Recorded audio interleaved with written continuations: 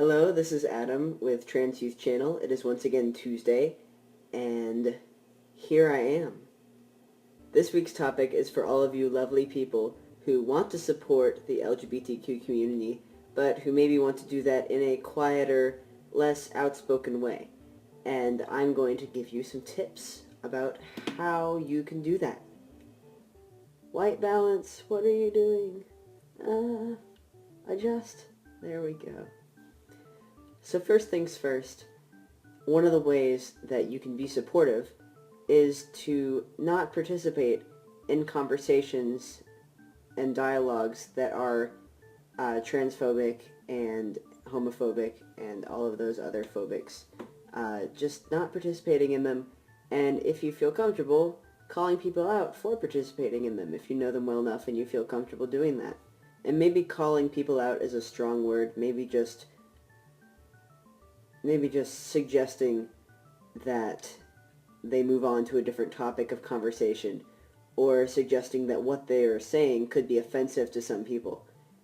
Doing that in a way that doesn't seem aggressive or like you're attacking them, but in a way that is still firm and still gets your point across.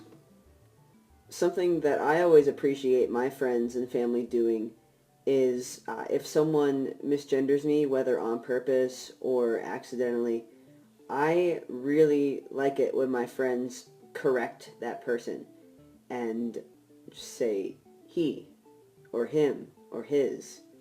And if you are one of my friends, and if you were wondering about that, if that's ever happened when you were around me, if you feel comfortable doing that, feel free. I love it, because then it takes the burden off of me of being, actually, it's he. Awkward. And you don't even have to do it in a way that seems like you're correcting. You could just refer to me again and refer to me with the right pronouns and have that be it. No explanation needed. Being an affirming presence is always a good way to be supportive of a person who identifies as LGBTQ.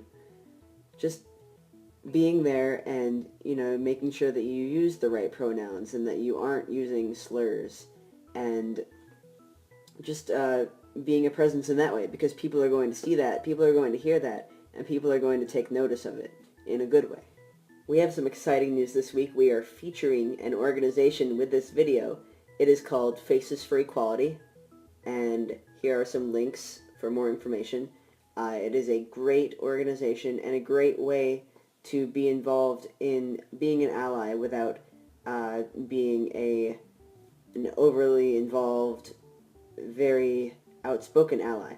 It's a photography project, basically documenting faces of the LGBTQ community and broadcasting those pictures so that other LGBTQ identified persons can see them and know that they are not alone.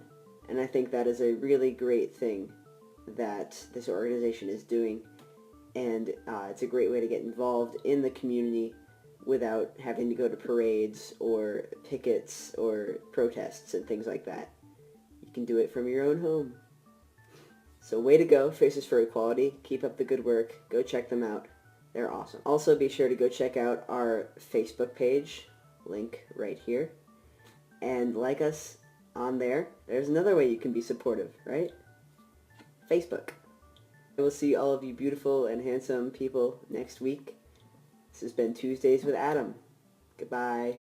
This week's topic on Trans Youth Channel is coming out.